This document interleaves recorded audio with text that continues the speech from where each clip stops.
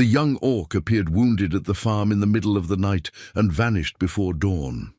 But she came back 3 days later, and Robert Sullivan had no idea that this mysterious stranger would change everything he believed about family, love, and belonging. The wound was deep enough to need stitches. Robert noticed that before he noticed anything else, before the green skin, before the amber eyes scanning every corner of his yard, before the long black braid falling loose over one shoulder, he noticed the cut on her forearm, the way she pressed it against her side as if hiding weakness was more important than stopping the bleeding. She stood at the edge of the porch light like something the darkness hadn't finished swallowing. He didn't reach for his revolver. That surprised her. He could see it in the way her shoulders shifted, the way her eyes moved from his hands to his face and stayed there. "I have supplies inside," Robert said. His voice came out low and even, the same tone he used with frightened animals. "Clean bandages, needle and thread." She didn't answer right away. She was deciding something. He understood that, so he waited.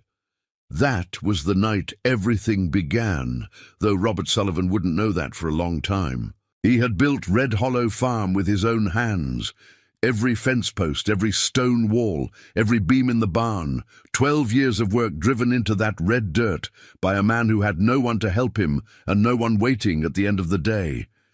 He had come to this edge of the frontier when he was 33, young enough to believe solitude was a choice, and old enough to know he wasn't good at anything else.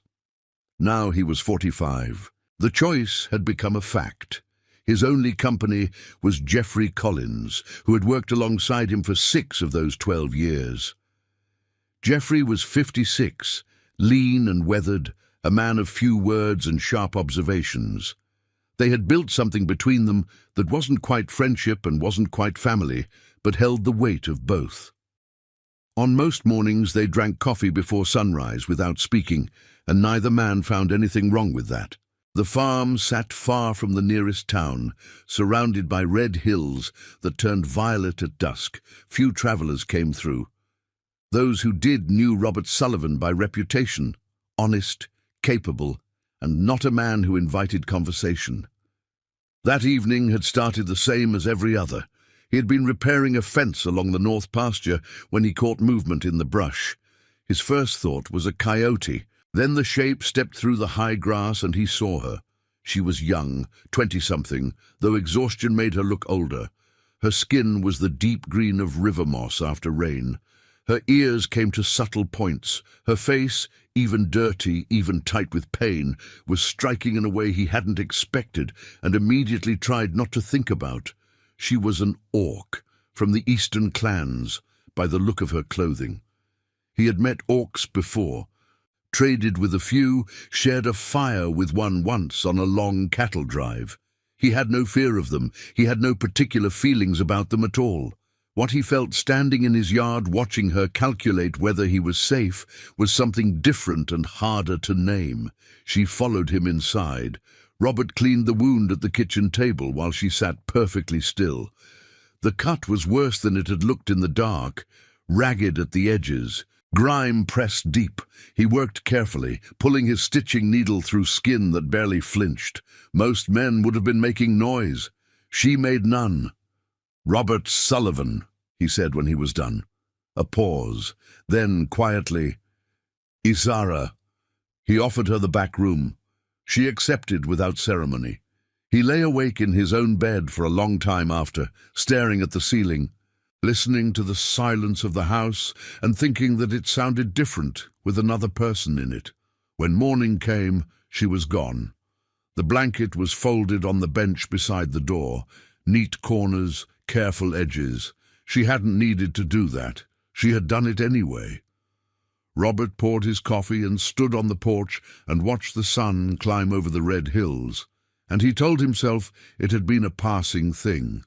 A stranger moving through. Nothing more. He almost believed it. 3 days passed. Robert filled them the way he always did.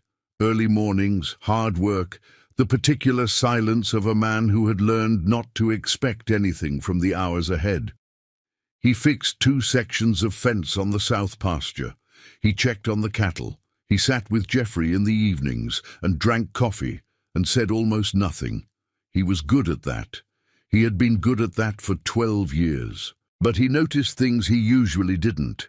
He noticed the extra cup on the shelf he never used. He noticed the folded blanket still sitting on the bench because he hadn't moved it.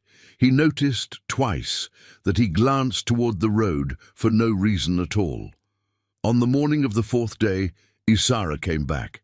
She appeared at the gate just after sunrise, carrying something wrapped in dried leaves. Her arm was bound tightly with a cloth strip that looked like it had come from her own shirt. She walked without favoring it. Robert watched her cross the yard from the porch and said nothing until she reached the steps. "Healing well?" he asked. She held up the wrapped bundle instead of answering. When she unfolded the leaves, he saw herbs, pale green stems with small dark flowers, a handful of root pieces bundled with string. "For the infection," she said. Her accent was thick, her words deliberate. "Better than what you used." He almost smiled. "You came back to criticize my medical supplies." Something shifted in her expression. Not quite a smile, but close. She knew what she was doing with those herbs. He realized that quickly. She prepared a poultice at his kitchen table with quiet efficiency, explaining in short phrases what each plant was for, occasionally using words he didn't recognize that he didn't ask her to translate. He watched her hands move, precise, unhurried, and thought that she had been taught this by someone who loved her. Geoffrey appeared in the doorway midway through, took one long look at the situation, and went back outside without a word. Robert decided that was probably the most useful thing either of them could have done. After the herbs were prepared, they walked through the yard together. Isara moved differently outside. She noticed things, small things, the way a person does who grew up reading land instead of books. She paused beside a cluster of plants near the water trough and said something that surprised him. "You're pulling these out." "Weeds," he said. "Medicine," she replied. "For fever. You have 20 feet of it." He looked at the plants differently after that. Then they reached Thorn. The horse was 8 years old and had never fully accepted that being owned meant being cooperative. Robert had bought him because he was magnificent and had spent 3 years quietly regretting it. Geoffrey refused to go near the animal after the second time Thorn tried to take a piece of his shoulder. Isara walked straight to the fence. "He bites," Robert said. She didn't slow down. She stopped at the rail and extended one hand, palm up, and waited. Thorn pinned his ears. He stamped. He swung his massive head in the particular way that usually preceded violence. Then he lowered his nose to her palm. Robert stood very still. Isara scratched the horse's jaw with the ease of someone greeting an old friend, and Thorn stood like a statue and let her. When she stepped back and looked at Robert, her expression said nothing and everything at once. "How?" he said. She shrugged. "He is not difficult. He is careful. There is a difference." Robert looked at the horse, then at her, and understood that she was talking about more than the animal. She left before noon, didn't announce it, didn't say when she would return. He didn't ask. He watched her disappear down the road toward the hills and then went back to work. And if he noticed that the afternoon felt longer than usual, he didn't say so to anyone. Geoffrey found him near the barn as the sun dropped low. "She knows plants," the older man said. "Yes." "And horses." "Apparently." Geoffrey pushed his hat back and squinted at the horizon. "Interesting," he said, and went inside. That was the whole conversation. But somehow it said enough. She came back the following week, then again 3 days after that. She never announced herself. She simply appeared, sometimes at the gate, sometimes already moving through the property, checking on something she had noticed the last time. Robert stopped being surprised by it. He wasn't sure when exactly that happened, but one morning he looked up from his work and saw her crossing the yard, and felt nothing except something quiet and settled that he didn't have a name for. She was making herself useful. That was the obvious explanation, the one he offered Geoffrey when the older man raised an eyebrow one morning. She knew plants that grew wild across the property, dozens of species he had dismissed as irrelevant for years. She identified a patch of medicinal root growing along the eastern fence line and showed him how to dry and store it properly. She pointed out a problem with the barn's drainage system that he had been fighting for 2 years without understanding the cause, and described the fix in 3 sentences. "She's improving the property," Robert told Geoffrey. "She's improving you," Geoffrey replied and walked away. Robert didn't have an answer for that, which bothered him more than the comment itself.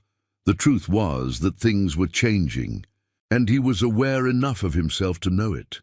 He had spent 12 years building routines that kept him functional and kept the emptiness manageable. He was good at the work. He was less good at the evenings, the silences that had texture in them, the mornings when the coffee tasted like nothing because there was nothing particular to be awake for. Those mornings were becoming rarer. He started noticing when she wasn't there. He learned her patterns, the particular way she moved when she was thinking through a problem, the way she went quiet before saying something important, the way she watched everything with those amber eyes that never quite missed anything. She was intelligent in a way that showed itself sideways, not through declarations, but through the steady accumulation of exactly the right observations at exactly the right moments. She began leaving small things behind, a bundle of dried herbs hanging in the kitchen doorway, a smooth river stone on the windowsill above the water basin, a small carved figure, no bigger than his thumb, placed on the fence post near where Thorn stood each morning. Robert noticed every one. He didn't move any of them. Her language improved as the weeks passed, or rather, she allowed him to see how well she actually spoke. He understood later that the simplicity had been protective. You couldn't be misunderstood if you kept your words limited. You couldn't be judged for something you never said. He had done the same thing in his own way for years, just with silence instead of broken sentences. When she finally started speaking with full fluency, the conversations changed. They talked in the evenings on the porch, after the work was done and the sky went orange over the hills. She told him about lands she had traveled, valleys carved by rivers older than anything he could picture, routes used by orc clans long before the frontier wars. She spoke of those years carefully, the way people do when the memories are important and still sharp. He told her about building the farm, about arriving with a horse and enough money for the land and not much else, about learning everything through failure, which was the only real teacher he had ever trusted. She listened the way very few people ever had, not waiting for her turn to speak, but actually listening, following each word to wherever it led. "You built all of this," she said one evening, looking out at the property in the last light. "Every post," he said. She was quiet for a moment. "Why alone?"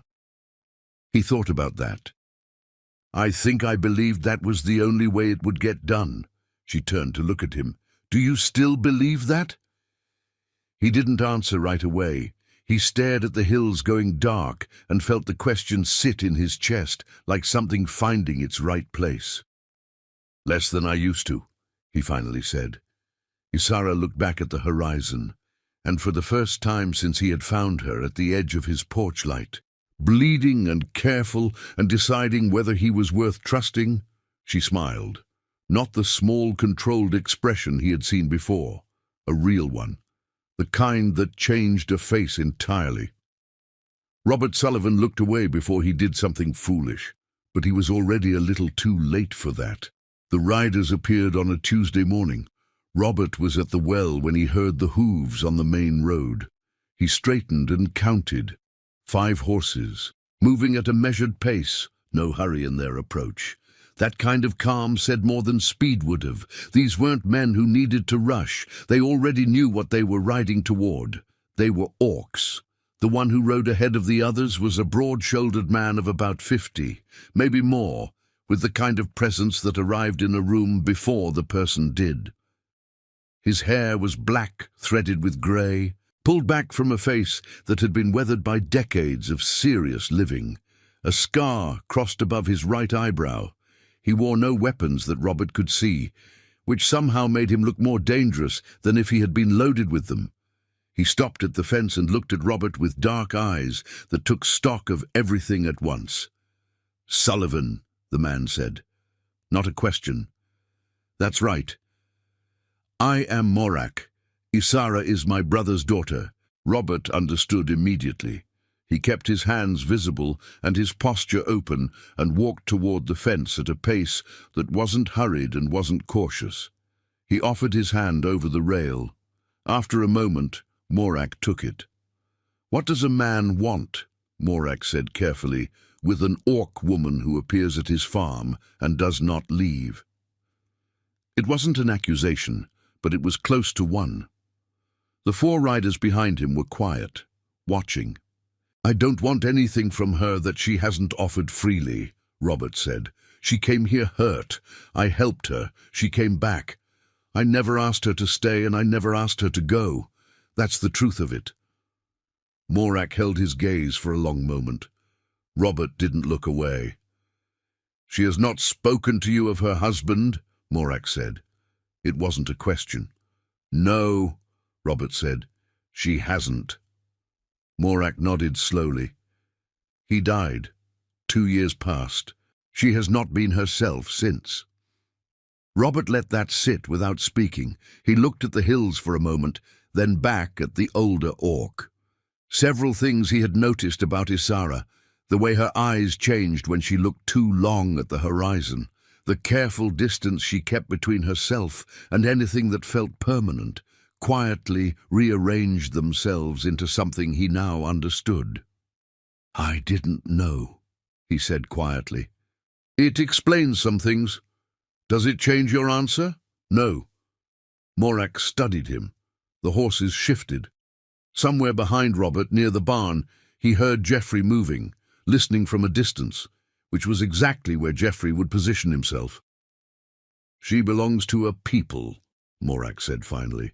"She carries traditions and responsibilities and roots that go deeper than this land. Any life she builds here must hold room for all of that." "I'd never take that from her," Robert said. "Her life before this farm existed before I did. It doesn't stop existing because she spends time here." Something in Morak's face settled. It wasn't approval. Not yet. Maybe not for a long time. But it was a kind of respect, or the beginning of it. "You speak plainly," Morak said. "I'm better at that than at most things." The older orc almost smiled. He pulled his horse back 2 steps and looked at the farm, the barn, the garden, the house, the whole quiet structure of the place, with eyes that were reading something Robert couldn't translate. "We will speak again, Sullivan," he said. Then the 5 riders turned and were gone, moving back toward the eastern hills until the red dust settled over the road and the sound of hooves faded into the wind. Geoffrey appeared at Robert's shoulder almost immediately. "That went better than it could have," the older man said, "or worse than I know yet." Geoffrey tilted his head. "He shook your hand." "He did. Among orcs that means something specific." Robert looked at him.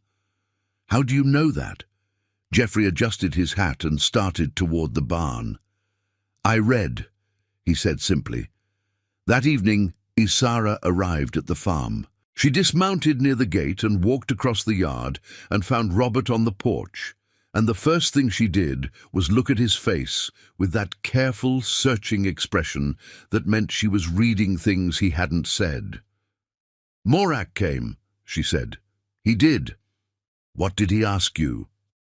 Robert told her everything, every question, every answer, word for word. She listened without interrupting, standing at the foot of the porch steps, and when he finished, she was quiet for a moment that felt longer than it was. Then she said very softly, "You told him the truth." "I generally do," Robert said. She looked at him in a way that he couldn't fully read, like she was recognizing something she hadn't been sure existed until just then. She sat down on the steps, and he sat beside her, and neither of them said anything for a long time, and somehow that was more than enough. After Morak's visit, something loosened. Robert couldn't have explained exactly what, but he felt it, in the way Isara moved through the farm now, with less of that careful watchfulness she had carried since the first night. She had always been present. Now she was settled. There was a difference. She started coming earlier in the mornings, sometimes before the sky had fully decided to be light. He would hear the gate and know, and he would put on a second cup of coffee without thinking about it. The first morning he did that, he stood at the stove and looked at the 2 cups and understood that some decisions happen before you make them. She told him more. That was the change at its deepest level. The careful economy of her words began to expand, cautiously, the way a river does in spring, staying within its banks but filling them more fully than before. She talked about Morak, how he had raised her alongside her father, how the 2 brothers had been inseparable until the frontier wars had split families across territory lines, how Morak had found her after her husband's death and brought her north, away from the place where the grief was heaviest, and how she had spent 2 years since then moving, not running, she said, but unable to stay still. "Until now," Robert said. She looked at her coffee. "Until now," she agreed. He learned her carefully, the way you learn difficult terrain, attentively, without assumptions, taking note of what mattered. She disliked being observed without warning. She needed to understand the reasons behind things before she could trust them. She had been trained from childhood to read people the way he had been trained to read weather, and she was rarely wrong. She had been wrong about very little in the time since she had appeared at his gate, and the things she had been right about were the ones that kept him awake at night. She learned him too. He knew this because she started adjusting. Small, barely visible adjustments that told him she was paying attention. She stopped pushing conversations that he wasn't ready for. She learned to wait out his silences instead of filling them. She started leaving tasks half done in ways that allowed him to finish them, which was not about needing help, but about knowing he felt better when he had contributed to something. "You understand people unusually well," he said one afternoon. "My people learn it early," she replied. "We live too long in places where misreading someone could end badly." "That's not true just for orcs." "No," she said. "But for us, it was a survival skill before it was anything else." Geoffrey had long since stopped pretending not to notice. He made small, quiet accommodations, finding reasons to be on the far side of the property during morning coffee, taking longer than necessary on jobs near the barn when the 2 of them were on the porch. He didn't comment on it. He didn't need to. Geoffrey's opinions arrived through action rather than words, and his actions were speaking very clearly. One evening, after Isara had left and the farm was quiet, he appeared in the kitchen doorway while Robert was washing up. "You look different," Geoffrey said. "Meaning what?" "Less like a man waiting for something to end." Robert dried his hands. "I'm not sure what I look like." "I am," Geoffrey said, and went to bed. That was the week the conversations shifted, not in topic or tone, but in weight. They talked differently when the days were shorter, when the evenings came earlier, and the sky went from orange to purple before either of them had finished a sentence. They talked the way 2 people do when they have stopped performing indifference. One night she told him about her husband. His name had been Aaron. He had been a healer among their clan, patient and good, and he had died in a fever outbreak that had taken 3 others the same week. She spoke of him directly, without breaking, and Robert listened the same way, without flinching, without offering comfort she hadn't asked for, without looking away. When she finished, she looked at her hands for a moment. "He would have liked you," she said quietly. "He respected men who didn't need to be loud." Robert felt the weight of that, the compliment and the grief inside it. "He sounds like someone worth knowing," he said. She nodded slowly. Then she looked up at the stars and took a long breath, and something in her expression released, not disappeared, but released, like a door that had been held shut finally allowed to simply rest closed instead. They sat there until the night turned cold. He had stopped counting the weeks. That was how Robert Sullivan understood. Finally, what had happened. He had spent 12 years counting things, days until the next supply run, weeks until the cattle market, months until the seasonal rains. Time had always been something he measured carefully, because careful measurement was how a man alone kept himself oriented. It was how you proved the days were adding up to something. He had stopped counting. The farm had changed in ways that were visible and ways that were not. Isara's presence was written into it now. In the kitchen, where unfamiliar herbs hung drying from the ceiling and a set of small clay pots lined the windowsill. In the garden, which had expanded past its original edges and now produced things he couldn't have named 3 months ago. In the way Thorne behaved, moving to the near fence whenever she crossed the yard with the devoted calm of a creature that had decided its loyalties. Geoffrey had stopped making observations. That was its own form of commentary. He had moved from watching to simply accepting, which, in Geoffrey's economy, was the same as approval. But the world outside the farm had not changed. Robert became aware of it gradually, then all at once. He noticed it first in town, the particular quality of silence that falls around two people when others decide their presence together is a problem. The looks that stayed a second too long, the conversations that stopped when he and Isara walked past the general store. A comment from the dry goods merchant, half swallowed but not fully, that Robert chose not to hear because choosing not to hear it was the only way he could keep walking without turning around. He didn't tell Isara. She already knew. She knew before he did. "It doesn't bother me the way you think it does," she said one evening. He looked at her.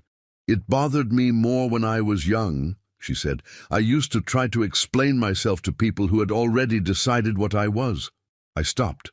She paused. "It just means you learn quickly who is actually worth speaking to." "Some people in this town are worth speaking to," he said. "I know. I can tell them from the others." He believed her. He had seen her read people in 30 seconds, with the accuracy he could barely achieve in 3 hours. Still, there was something in the ease of her acceptance that sat uneasily in him. Not because it was wrong, but because he thought she deserved a world where it cost her nothing at all. He said so. She studied him for a long moment. "You are bothered by things that haven't happened to you," she said. "It's happened to you." "Yes."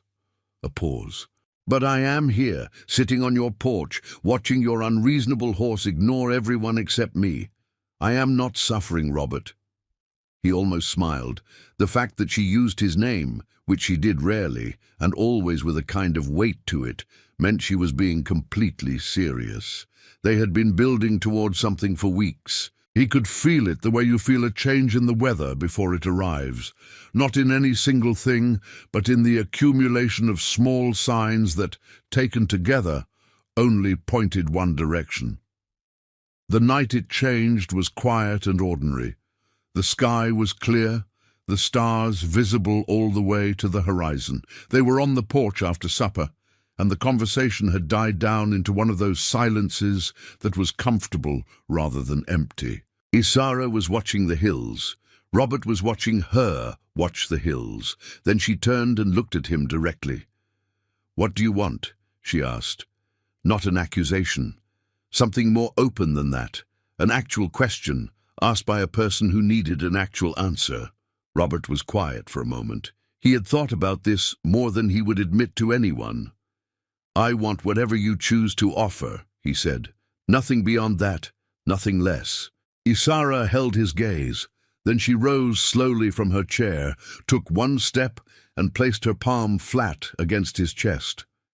He understood somewhere in the structure of what he knew about Orc custom that this gesture was not casual. It meant something specific in her culture, a declaration of trust that was also a question. He covered her hand with his. They stayed like that for a moment in the dark, on the porch of a farm built by a man who had spent 12 years not expecting this. Then she said quietly that she wanted to stay, not for the night, not for the season, for all of it. Robert Sullivan, who had not cried since the year his father died, felt something move behind his eyes that he refused to call what it was. "All right," he said. And then she kissed him, and he kissed her back. And the hills sat quiet in the dark, and the horse watched from the far fence, and Geoffrey, somewhere in the house, did not make a sound. She went to tell Morak herself. Robert offered to come.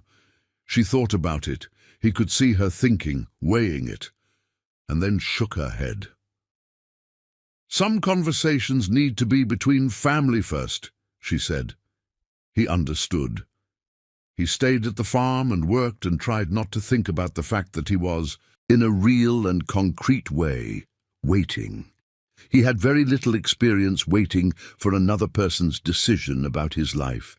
It was uncomfortable in a way he hadn't anticipated. Geoffrey appeared at the fence while he was repairing a section of post.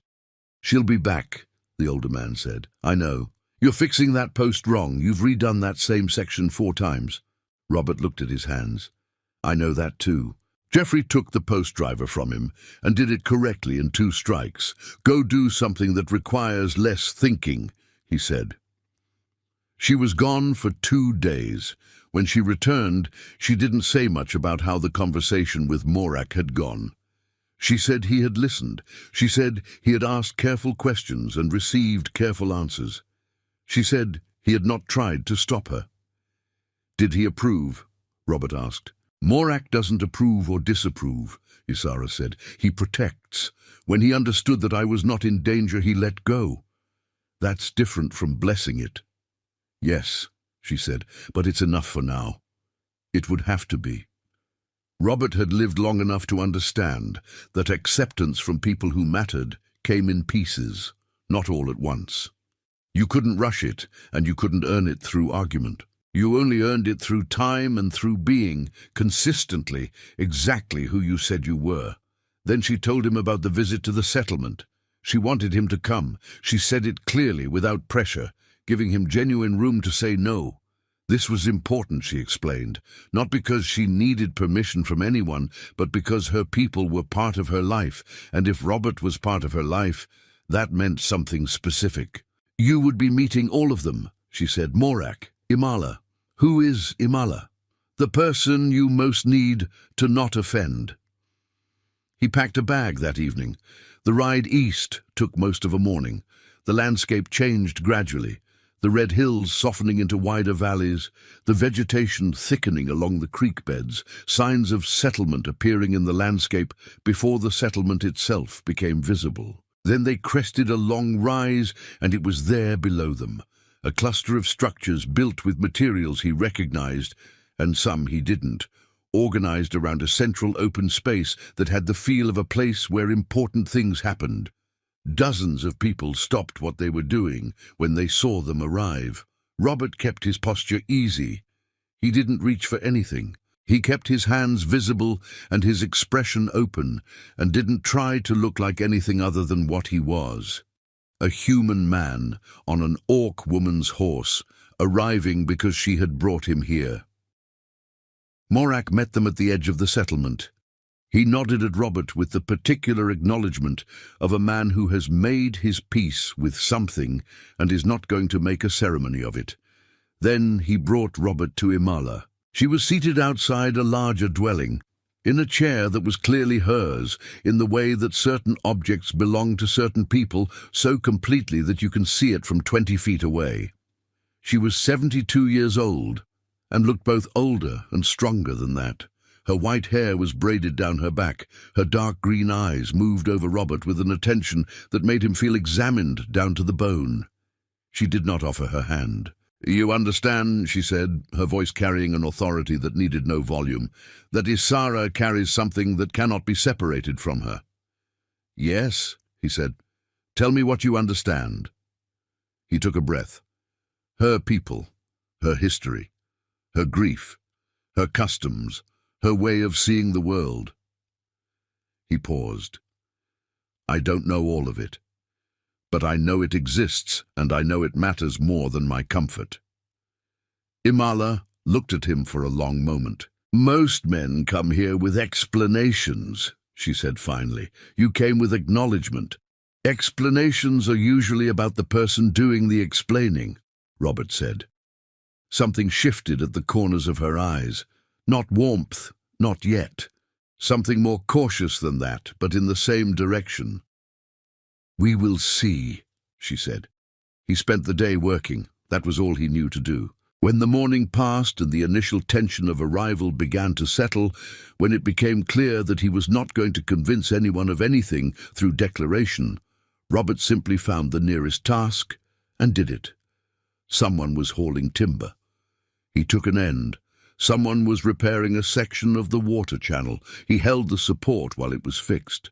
He didn't talk much.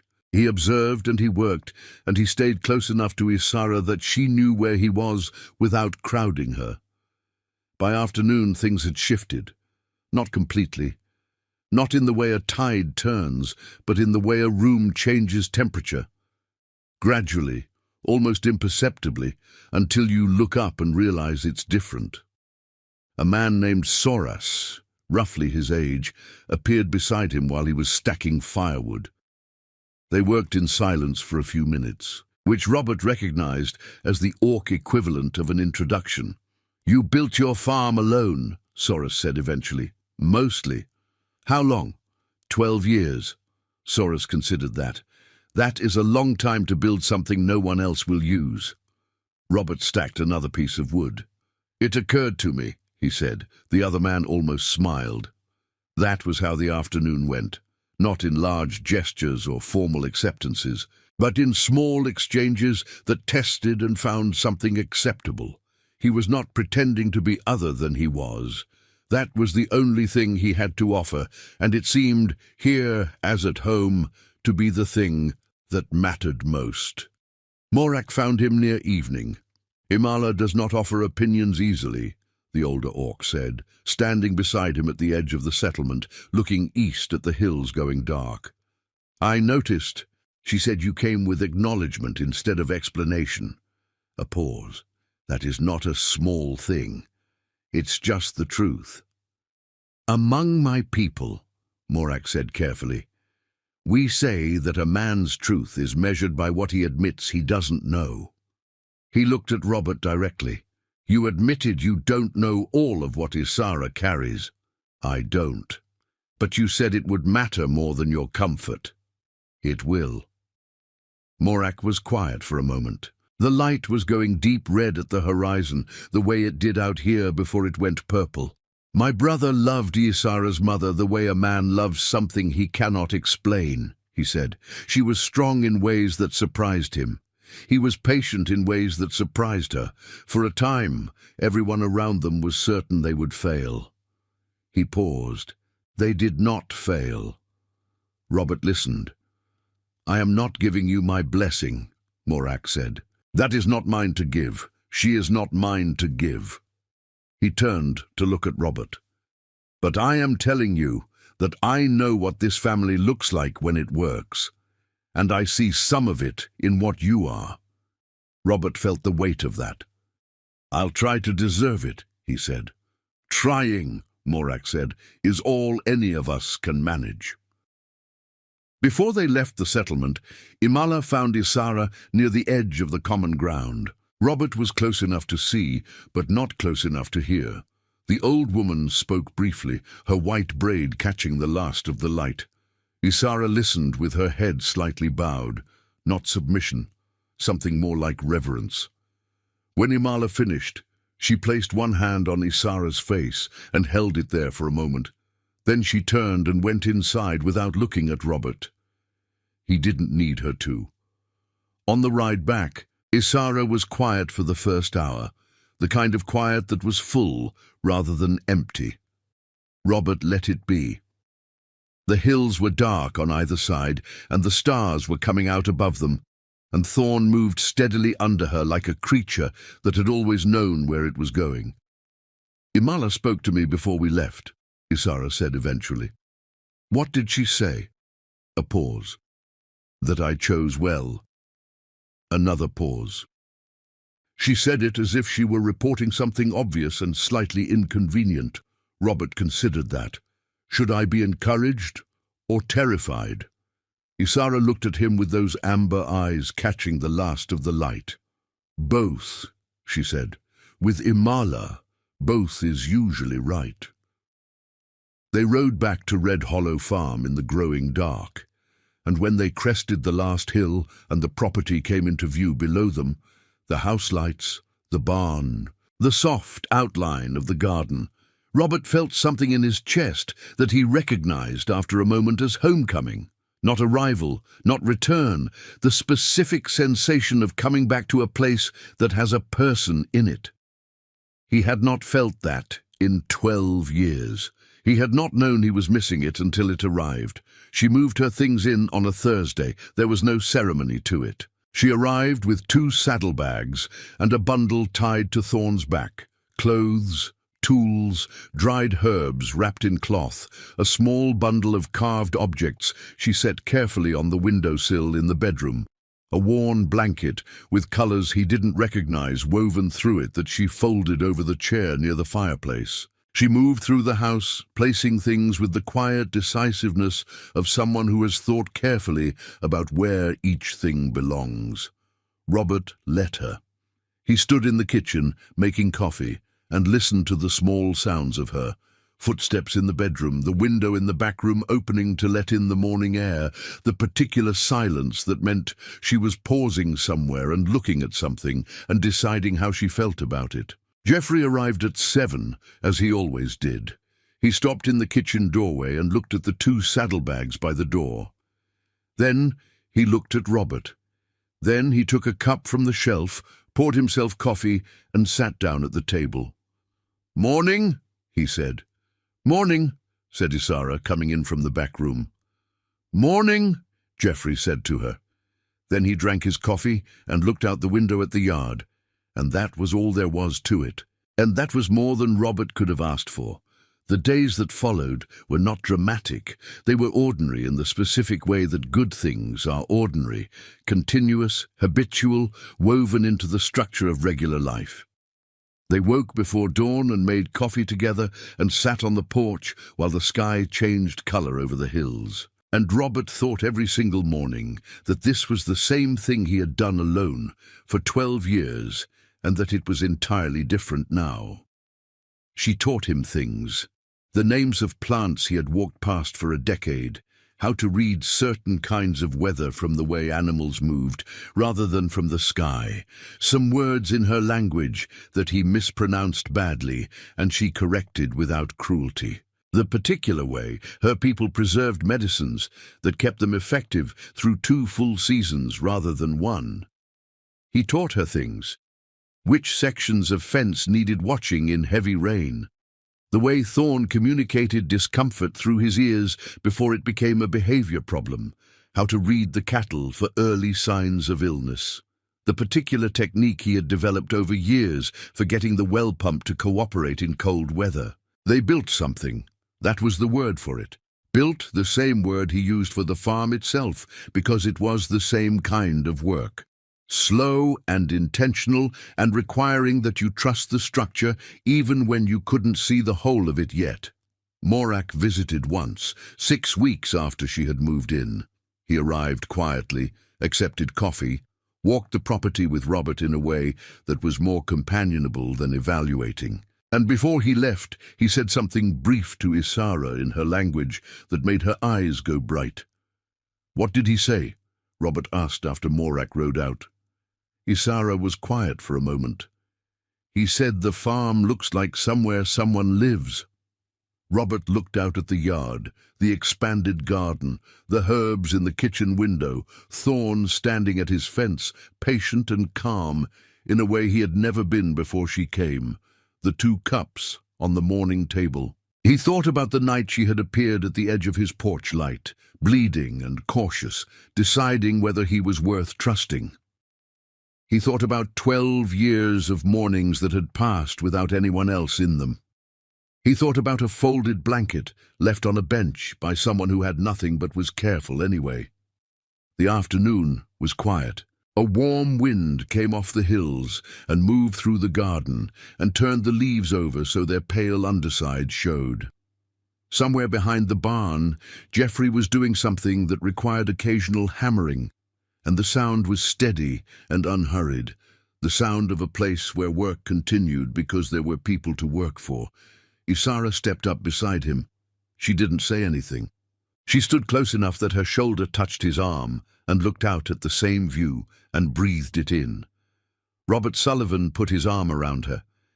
It was the simplest thing. It cost him nothing, and it was the most he had offered anyone in longer than he wanted to count. She leaned into it. The sun moved lower over the red hills. The wind settled. The garden went still. Thorne dropped his head to the grass and grazed in the long golden light.